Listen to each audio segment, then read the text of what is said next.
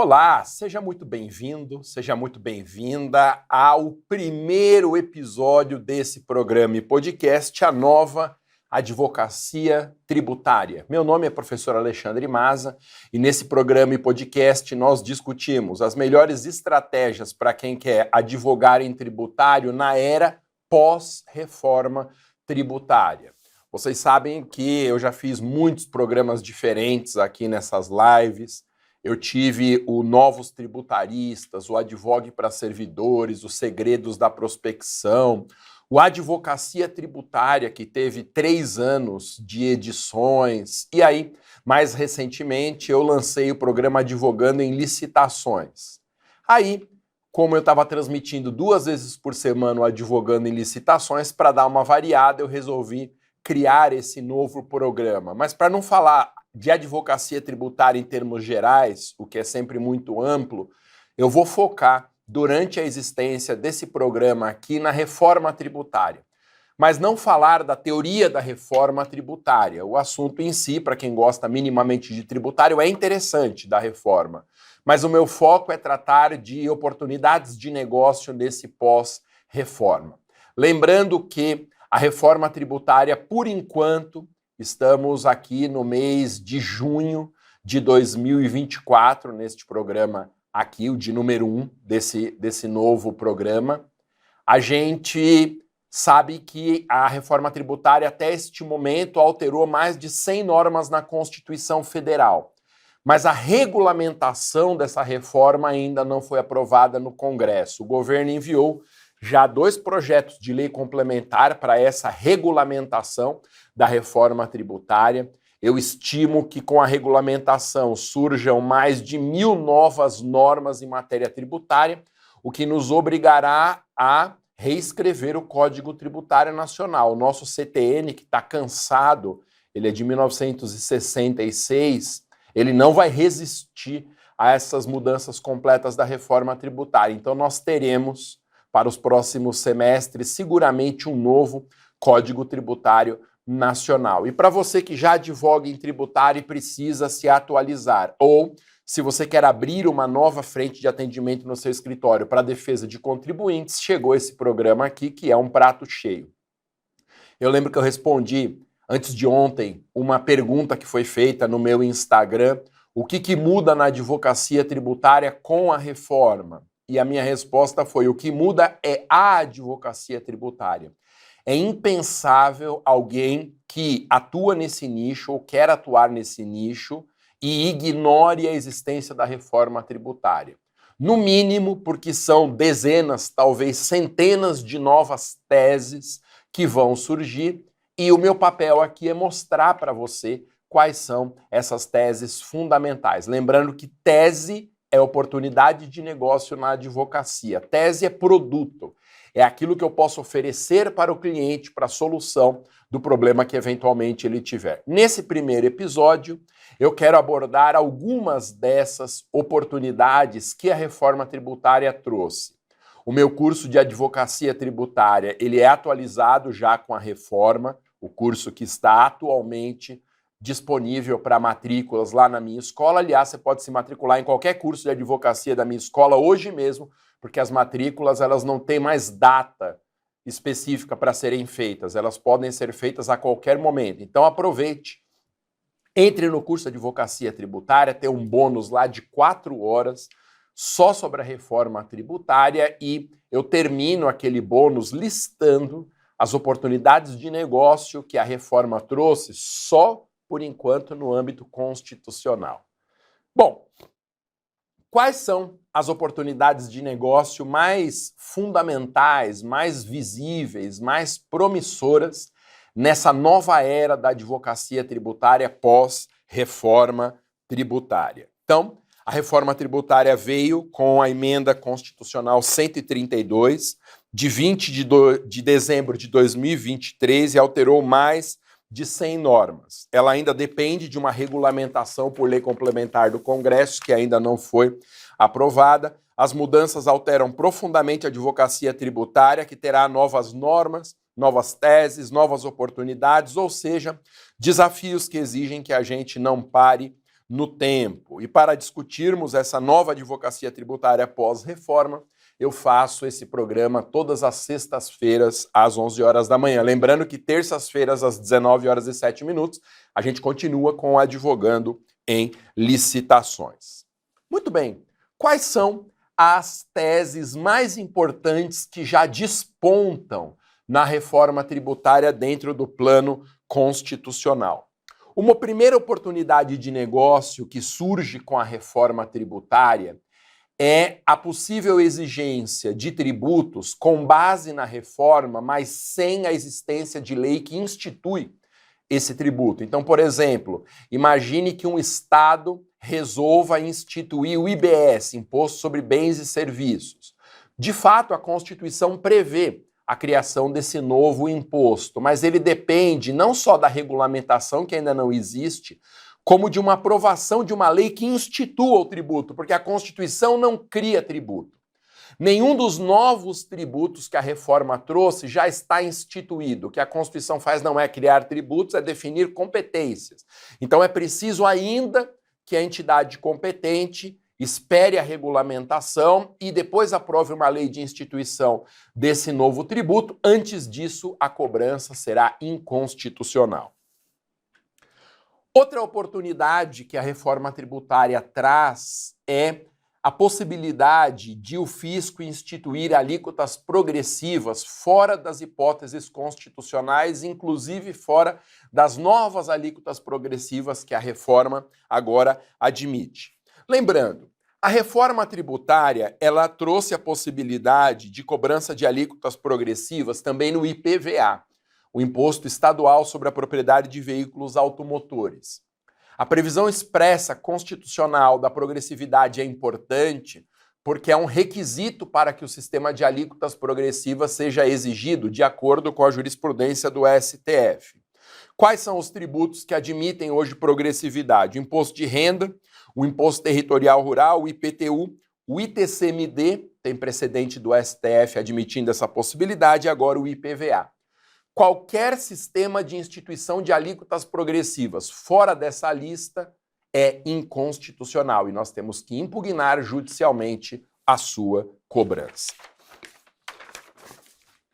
Outra tese, uma outra oportunidade de negócio que surge com a aprovação da reforma tributária é a violação do princípio da simplicidade.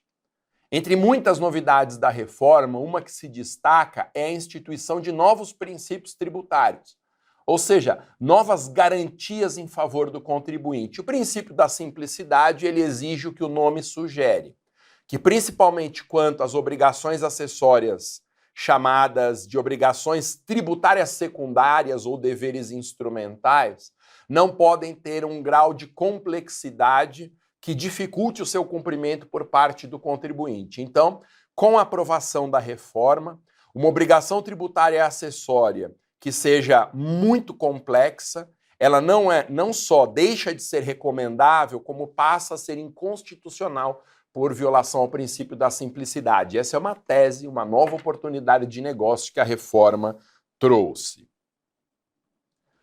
Uma outra novidade da reforma tributária e que é uma nova tese para a gente oferecer para o cliente em matéria de tributos é a violação do princípio da transparência. Entre tantas novidades trazidas pela reforma tributária, nós temos essa, a introdução de novos princípios que garantem direitos ao contribuinte. Todo princípio ele é isso, ele é uma garantia fundamental para o contribuinte. E o princípio da transparência é um nome um pouco mais rebuscado para o bom e velho princípio da publicidade. Uma proibição de atos e decisões sigilosas. Então, a ideia é que se uma obrigação tributária acessória não surgir de modo fundamentado, de modo a permitir que a gente entenda a razão por trás dessa obrigação, nós podemos questionar a constitucionalidade dessa exigência com base numa violação do princípio da transparência. Outra novidade introduzida pela reforma tributária e que é tese para quem quer iniciar na advocacia tributária ou que já advoga e quer se reciclar nesse nicho, é o princípio da neutralidade.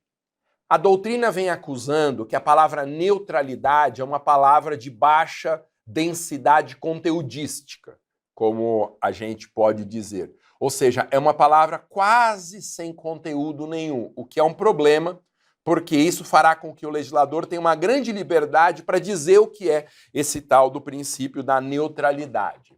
Há duas apostas fundamentais. Que o princípio da neutralidade não poderia trazer desequilíbrios federativos entre as entidades tributantes.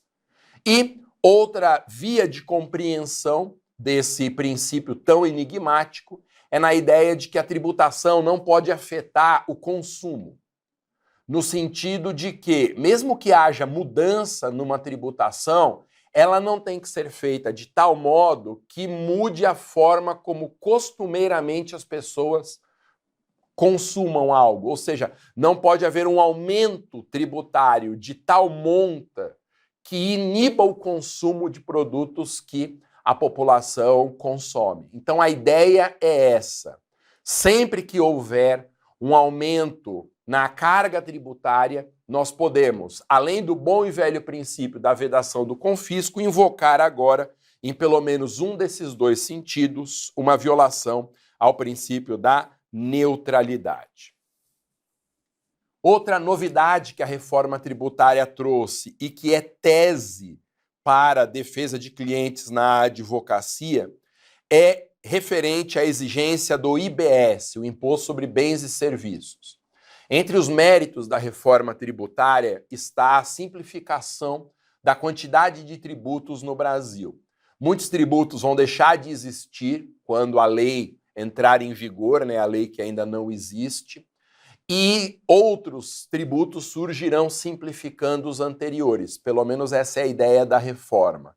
Mas suponha que o IBS seja instituído, Imposto sobre Bens e Serviços, sem que ainda tenha passado no Congresso a Lei Complementar de Regulamentação da Reforma. Essa cobrança é inconstitucional. Porque, embora a Constituição já preveja a competência para a instituição desse novo tributo, essa competência não pode ser exercida até que sobrevenha a lei complementar que regulamenta a reforma. Uma outra novidade trazida pela reforma tributária e que vai ser tese que a gente pode usar a partir de agora, já na defesa de interesses do cliente, diz respeito ao chamado imposto seletivo. O imposto seletivo ganhou um apelido interessante de imposto do pecado, porque supostamente ele incidiria sobre itens de consumo inibido. E aí a brincadeira com a ideia de pecado é essa. A pessoa que consome esse tipo de produto sujeita à incidência do novo imposto estaria violando algum tipo de regra de consciência ou algo nesse sentido. Daí o apelido de imposto do pecado. O imposto do pecado permite uma sobretaxação, um aumento de tributos sobre itens de consumo que o poder público quer desestimular, como bebidas alcoólicas, cigarros e itens parecidos. Agora, isso não significa que o legislador terá liberdade absoluta para definir quão mais caro vai ficar esse produto. Quanto a mais que será acrescentado de tributação sobre esses itens de consumo inibido. Se o legislador exagerar e aumentar de forma irrazoável as alíquotas, isso é uma tese, uma violação ao princípio do não confisco. Justamente o princípio do não confisco existe para impedir que o aumento da carga tributária se dê de uma forma irresponsável, de uma forma irrazoável. Outra novidade fundamental que a reforma tributária traz para o nosso ordenamento jurídico é a criação de novas imunidades tributárias. Lembre, imunidades são normas essencialmente constitucionais, é da natureza da imunidade ela estar no texto da Constituição Federal, e que impedem a criação e cobrança de tributos sobre certas pessoas ou determinados itens. Isso é uma imunidade. Então, entre tantas imunidades famosas que o nosso direito já tinha, tem, por exemplo, a imunidade religiosa, que impede o poder público de cobrar imposto de instituições religiosas. Suponha que, em relação a uma dessas novas imunidades, surja uma cobrança, uma tributação, alegando que Como não houve regulamentação ainda da reforma tributária, essa imunidade não produziria efeitos de imediato. Essa forma de pensar é ilegal, é inconstitucional, porque mesmo uma norma constitucional não regulamentada, ela tem uma eficácia mínima relacionada à não contradição. Então, se, por exemplo, a Constituição institui uma nova imunidade dizendo que imóveis locados por instituições religiosas estão fora também da cobrança de impostos, qualquer exigência nesse sentido, ainda que antes da regulamentação da reforma, violará cláusula pétrea da Constituição e, portanto, será inconstitucional. Imunidades tributárias são cláusulas pétreas porque são garantias fundamentais do contribuinte. Outra novidade trazida pela reforma tributária diz respeito à criação de novas isenções. Não confunda imunidade com isenção. A diferença entre os dois institutos é muito clara. A imunidade, ela é, por natureza, uma norma constitucional, ela só pode existir dentro da Constituição Federal, e a isenção, por natureza, é uma norma infraconstitucional. Não pode ter imunidade na lei, nem isenção na Constituição Federal. E a reforma tributária, ela prevê a instituição de algumas isenções. Qualquer cobrança de tributo que viole uma dessas isenções será inconstitucional. E já a partir de agora, não é preciso aguardar a regulamentação da reforma tributária para que essa violação da isenção seja uma tese na defesa dos interesses do cliente. Então, por exemplo, a emenda, ela prevê dentro da reforma tributária a isenção dos principais tributos brasileiros sobre os itens da chamada Cesta Básica Nacional. A ideia segundo a qual os itens mais essenciais para sustento da população têm que ser desonerados. Qualquer cobrança que viole essas novas regras isentivas, ela é uma cobrança inconstitucional e ilegal e que, portanto, vira uma tese que deve ser suscitada administrativo ou judicialmente para a defesa dos interesses do cliente. Outra novidade trazida pela reforma tributária e que é oportunidade de negócios para a gente, que é tese, é algo que a gente pode oferecer ao cliente na advocacia tributária, diz respeito à nova COSIP. O regime jurídico da contribuição sobre iluminação pública muda profundamente com a reforma tributária. Mas essas mudanças não chegam ao ponto de alterar a competência para a cobrança e instituição da COSIP. A COSIP, ela é um imposto municipal e distrital. E por que municipal e distrital? Porque ela visa remunerar um serviço público que é prestado pelo município e pelo Distrito Federal, que é o serviço de iluminação. Portanto, se a União ou qualquer Estado-membro instituir uma lei para cobrar a revelia da Constituição, a COSIP, essa lei é inconstitucional, porque a competência não é uma competência para todas as entidades federativas, não é uma competência concorrente entre todos os entes políticos. É uma competência concorrente entre municípios e Distrito Federal, de modo que Estados e União, se instituírem a COSIP, essa instituição será inconstitucional. Bom, há também, e como fruto da reforma tributária, o que eu chamo de reconfiguração dos princípios atuais do direito tributário. Como o princípio tributário é sempre uma garantia constitucional do contribuinte, os princípios não podem sofrer supressões. Eles não podem nem ser eliminados e tampouco ter o seu alcance reduzido. Eles só podem ser ampliados. Então, imagina uma lei que viole determinado princípio da Constituição, viole, por exemplo, o princípio da anterioridade, de modo que a lei é criada instituindo ou aumentando um desses tributos novos e a cobrança se dê imediatamente. Isso é inconstitucional por violação do velho princípio da anterioridade. Não é porque por emenda constitucional se prevê a instituição de novos tributos, que esses novos tributos possam ser instituídos livremente, ignorando os freios que a Constituição estabelece à atividade do fisco. Então, a violência a princípios tributários, quer os novos, quer os antigos, é tese para a advocacia tributária, é oportunidade de negócio para nós oferecermos ao cliente. Para quem está chegando agora, esse é o primeiro episódio do novo programa e podcast A Nova Advocacia Tributária, em que eu vou debater semana após semana, sempre às sextas-feiras, 11 horas, horário de Brasília, oportunidades de negócio, teses que surgem com a reforma tributária. Não é um programa mais que fala da advocacia tributária em geral, mas eu quero focar nas profundas mudanças que a reforma tributária já trouxe na Constituição e que trará em níveis muito maiores quando houver a regulamentação. Então é um programa para dar conta dessa nova era da advocacia tributária, que é a era pós-reforma. Lembrando que o meu curso de advocacia tributária ele já está atualizado com a reforma. Eu coloquei lá um bônus de 4 horas falando tudo a respeito da reforma tributária. As matrículas dos meus cursos estão permanentemente abertas. Você pode até se inscrever hoje no Advocacia Tributária, no Advogue para Servidores, no Advogando em Licitações. Todos esses cursos estão com matrículas abertas.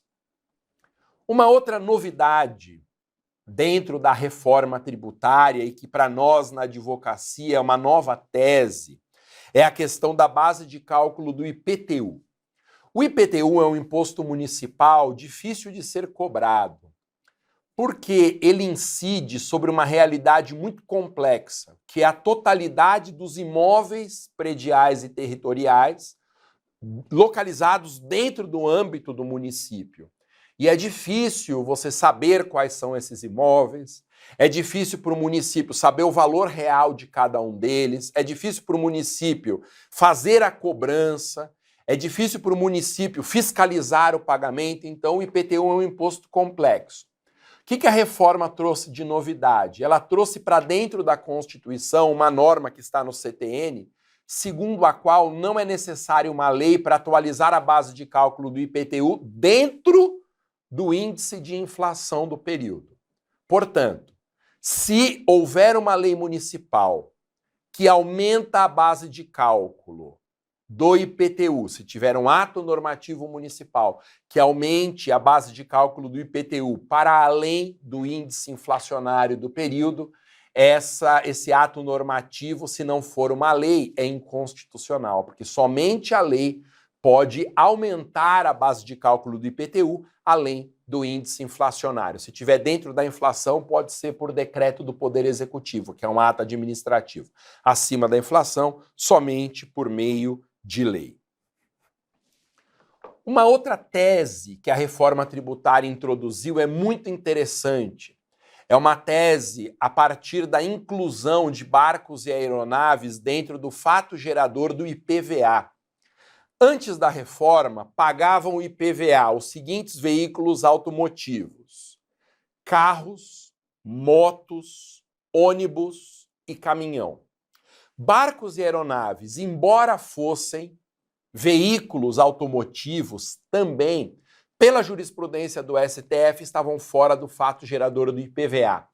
O que a emenda fez, e fez muito bem feito? Ela trouxe a propriedade de barcos e aeronaves para o âmbito do fato gerador do IPVA. Mas isso só vale depois da regulamentação da reforma, que não aconteceu ainda, e mais, depois de aprovar uma lei ordinária estadual posterior à regulamentação da reforma, é que o imposto poderá ser cobrado. De modo que qualquer exigência de IPVA agora, ou antes da regulamentação, ou antes ainda da lei de instituição, será inconstitucional. Isso é uma tese na advocacia tributária. Outra coisa importante, mais uma tese que a reforma tributária trouxe em matéria de IPVA. Lembra, não é porque a reforma instituiu novos fatos geradores tributários que o legislador tem liberdade absoluta para cobrar esses tributos do jeito que ele achar melhor. Você pega o caso do IPVA, por exemplo, sobre barcos e aeronaves. Proprietários de barcos e aeronaves terão que pagar IPVA, mas não agora, não o ano que vem. Será preciso, olha só, esperar a regulamentação da reforma, uma lei complementar que está sendo discutida ainda no Congresso Nacional, esperar uma lei estadual que, após a regulamentação, crie o IPVA e ainda assim aguardar o princípio da anterioridade. Ou seja, vamos supor que essa regulamentação saia em fevereiro de 2025 e que a lei de instituição de IPVA no estado tal sobre barcos e aeronaves tenha sido aprovada em maio de 2025. Esses proprietários só pagarão o IPVA a partir de janeiro de 2026. Qualquer cobrança antes de respeitadas a anterioridade anual, a necessidade de lei ordinária instituindo o IPVA no âmbito do Estado e a regulamentação da reforma tributária por lei complementar será uma exigência inconstitucional, e isso é uma tese, mais uma tese que a reforma trouxe para nos ajudar na defesa de contribuintes. Outra oportunidade de negócio em matéria de tributação que a reforma tributária trouxe é afastar do âmbito de incidência do IPVA alguns veículos automotores que dispensam emplacamento. Isso está muito claro no texto da reforma. Tratores, por exemplo, e bicicletas elétricas ou patinetes elétricos, se você pensar, são veículos automotores, eles têm propulsão própria, eles não precisam de algum tipo outro de meio para que se locomovam. Só que a reforma deixa muito claro que quando o veículo não depende de um emplacamento, ele não está dentro do fatirador de IPVA. Então, após a reforma tributária, se houver cobrança de IPVA sobre veículos cujo emplacamento não é exigido, essa criação e essa cobrança do tributo são inconstitucionais, porque para pagar IPVA, o veículo tem que estar sujeito a emplacamento. Em matéria de IPVA, uma outra oportunidade de negócio que a reforma tributária trouxe é a questão dos veículos importados. Há bastante tempo, o STF vem decidindo que não pode ter alíquota diferenciada de IPVA dos veículos nacionais para os veículos importados. Todos têm que pagar a mesma alíquota. Essa realidade não foi alterada pela reforma, ao contrário do que muita gente acha. Por isso, se determinado estado, mesmo após a regulamentação da reforma, instituir uma alíquota maior para veículo importado do que para veículo nacional, essa instituição será inconstitucional e nós defenderemos esse proprietário utilizando a tese da impossibilidade de diferenciação de alíquotas quanto à origem nacional ou importada do veículo. Outra tese, outra oportunidade de negócio, também em matéria de IPVA que a reforma tributária trouxe, é uma imunidade de IPVA sobre embarcações de pesca. Você deve saber que com o advento da reforma tributária, barcos e aeronaves passam a sofrer a incidência do IPVA e seus proprietários terão que pagar o imposto sobre a propriedade de veículos automotivos, menos embarcação de pesca. A imunidade quis proteger aqui uma atividade que é artesanal e indispensável para a sustentação de tantas e tantas comunidades ribeirinhas. De modo que qualquer tentativa de cobrança de IPVA sobre um barco que seja utilizado para a pesca será uma cobrança inconstitucional. E para defender esse contribuinte, nós vamos invocar essa nova imunidade. Uma outra oportunidade de negócio em matéria tributária que a reforma tributária trouxe diz respeito à exigência do ITCMD, o Imposto sobre Transmissão, Causa-Mortes e Doações. A reforma deixa muito claro que, em vez do sistema antigo de recolhimento do ITCMD, passa a ser o chamado aspecto geográfico do fato gerador, o local de domicílio do decujus, do falecido ou do doador. Então, para superar uma disputa interminável que existia entre os estados, que se julgavam competentes e donos do dinheiro do ITCMD, agora a reforma tributária esclareceu o assunto dizendo: compete ao Estado o valor do ITCMD, o Estado de domicílio do falecido ou do doador, no caso de pagamento sobre doação.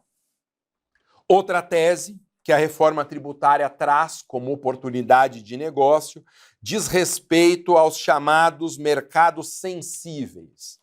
A reforma tributária, ela prevê a possibilidade de isenções para determinados mercados cujo funcionamento é indispensável para o sustento da população. Quais são esses mercados ainda? A reforma não disse, mas é fato que os chamados mercados sensíveis sofrerão uma desoneração em matéria tributária. De modo que a exigência de qualquer tributo dentro desses mercados sensíveis após a regulamentação da reforma tributária será inconstitucional, por violação da norma que prevê a isenção dentro desses nichos específicos. Então, essas são apenas algumas das teses fundamentais que surgem para a advocacia tributária com o advento da reforma tributária. Existem tantas outras que eu vou comentar em outros episódios, mas hoje já foi suficiente falar dessas 22 novas oportunidades de negócio que a reforma tributária trouxe. Lembre, a reforma tributária está instituindo uma nova era na advocacia tributária. Não adianta ter acumulado todo o conhecimento do direito tributário pré-reforma e ignorar a existência das novas normas. Nós não podemos parar no tempo. Daí a importância deste programa aqui, em que nós vamos discutir semanalmente a reforma tributária, com ênfase específica em novas teses, novas oportunidades de negócio para a gente defender o interesse do cliente. Valeu? Nos veremos, se Deus quiser, sexta-feira da semana que vem, tratando de reforma tributária, e na terça, antes disso ainda, às 19h07, no programa Advogando em Licitações. Valeu, muito obrigado, até a próxima. Tchau!